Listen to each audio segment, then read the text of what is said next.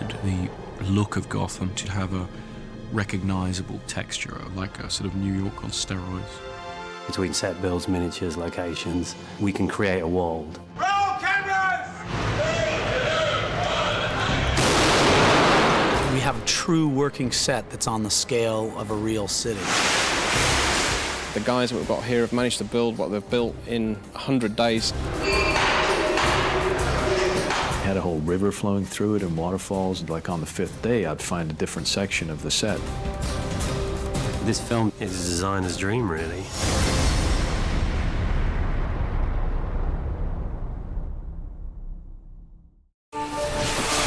The overall tone and feel of the film is reality, but heightened reality. What does a comic suggest to you in your mind? That's the world of Gotham we're actually trying to create. We kind of realized that I needed to start designing key elements of the film to help him as he wrote. We started to develop the look of Gotham in parallel with the script development. What I wanted to do was to build up the world of Gotham as a sort of exaggerated contemporary New York. We'd taken trips to New York. Gotham has always been based on New York, and to Chicago. And we'd been looking at places like the old Kowloon City in Hong Kong. And we were really looking around, how we were going to go about designing a city.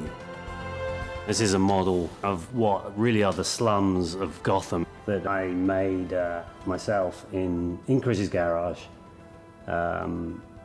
Obviously, we pretty much went up all the way to the roof. Having Nathan in the garage, sticking models together and just coming up with the look of the film, it just worked amazingly well, and it sort of advanced our process. Visual effects are very important for being able to help create the environment of Gotham City. Chris wanted a degree of realism which he felt he hadn't seen before in visual effects work. He really wanted to show just what a monstrously overwhelming place Gotham City is. The description in the script was that Bruce looks out of the window of his executive jet and he sees the spires of Gotham catching the first gold of dawn as the sun rises. This is a key shot for us in establishing our ability to create photorealistic landscapes for the film. We've added piers and jetties. We've added things like smoke plumes. We've got all the boats are now in the shot. And all of this was actually sourced from reality.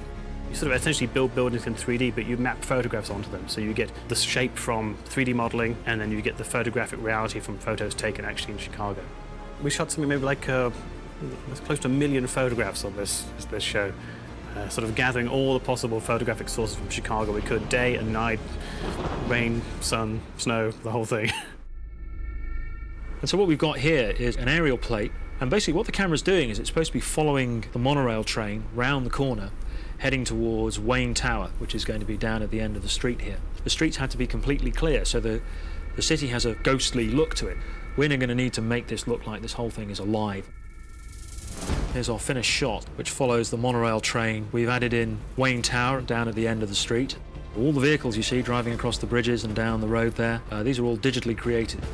There was a point at which we achieved a certain standard of realism on this shot. That made Chris feel that it was possible to produce photoreal cityscapes that would fit in with the rest of the photography of Chicago and the big Gotham City sets. In terms of looking at Wayne Manor, we've decided to represent the way the audience sees the wealth of the Wayne family, which is very important to our story. Took quite a fall, didn't we, Master Bruce? And why do we fall, Bruce? So we can learn to pick ourselves up. We've chosen an approach to design that gets away from the sort of simple wood paneling and suits of armor, that kind of thing that's become very familiar to audiences as a portrayal of money. We want to show to them in a fresh way, and so there is a slightly different emphasis on the look of the place and the feel of the place than we've felt before.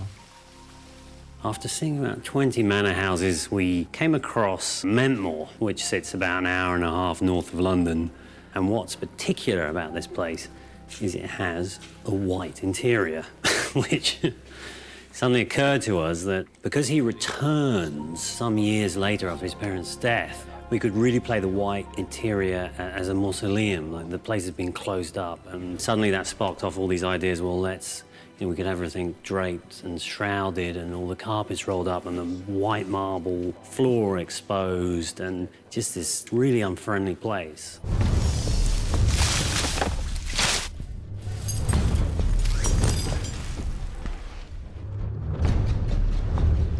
imagining the Batcave, we set out to look at the origin myth as it's been portrayed in the comic book, and we were very drawn to the notion of existing caverns underneath Wayne Manor rather than something that's constructed. Because it's Batman Begins, we wanted to explain who dug the Batcave, you know? How does that work, you know? How does he pour 500 million tons of concrete in you know, in secret? We really wanted to explain that the Batcave isn't a man-made place. It sits under Wayne Manor, and it's a cave. Gradually, over the course of the film, we start to build up the idea of the larger world of Batman and the larger world of the Batcave. The Batcave was on the H stage at Shepperton Studios, and that was sort of the next garage. The Batcave starts with rigging, then we go into wood, and then we cast these sheets, thousands of sheets. These are cast off existing rocks. Up above, you'll see those arches up there. They're basically the foundations of Wayne Manor. And we're saying this was an underground lake that's drained out, so we're actually building a river that runs through here. And slowly but surely, we end up with a Batcave.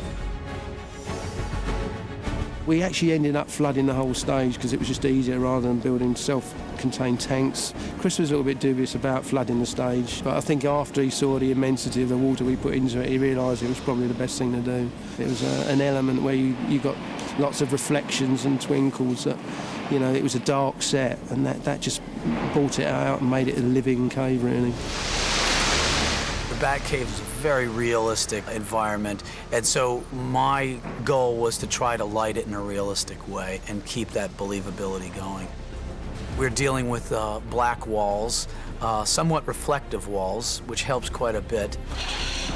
And then we're dealing with Batman in a matte black costume, so you have to try to figure out exactly how you're going to separate one from the other. Luckily, working with my gaffer, Perry Evans, we started to crack it a little bit and figure out exactly how we were going to bring some of the light into the Batcave without seeing them, because there's a roof over much of the Batcave, and we have to find a way to sneak the light in. And then specifically lighting the first scene that Bruce Wayne sees the Batcave.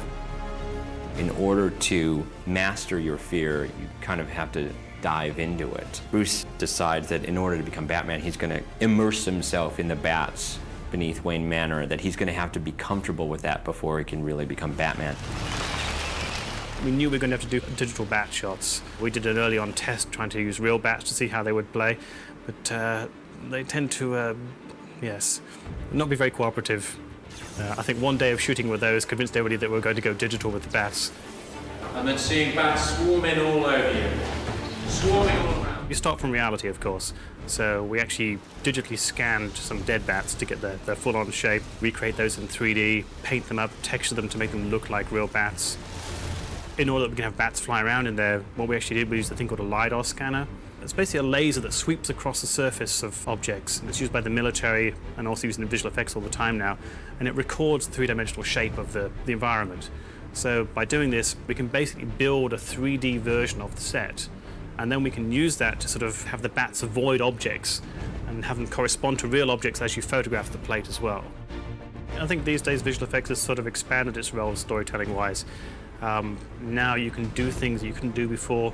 You can do them seamlessly, and you can do them fairly cost-effectively. And I think once you saw where we could go with that, you realised that, yes, avoiding all that back guano is definitely the way to go. We always knew we had to build a majority of the Narrows as a set because it's something we couldn't find. So we are building a section of the Narrows for real in this giant airship hangar. When we first started looking at Cardington, I think that there was probably a certain amount of skepticism from everybody, really, because it wasn't a ready-made stage by any means. It actually took us 10 months from the moment we took over that place to the moment where we were able to shoot in there. When you are in Gotham and Cardington, you think that you are in a major city because it's so vast. It's almost like a limitless set. Far and away the largest stage that I've ever worked in. It's like putting 8 of the largest LA sound stages in one building. We built a model of the hangar so that we could make sure that what we were designing would fit within the hangar and would work within the space. big advantage here, and what I think the designer and director liked, was the height that we've got. We've basically got 160-foot height. The set is a sort of complex series of areas.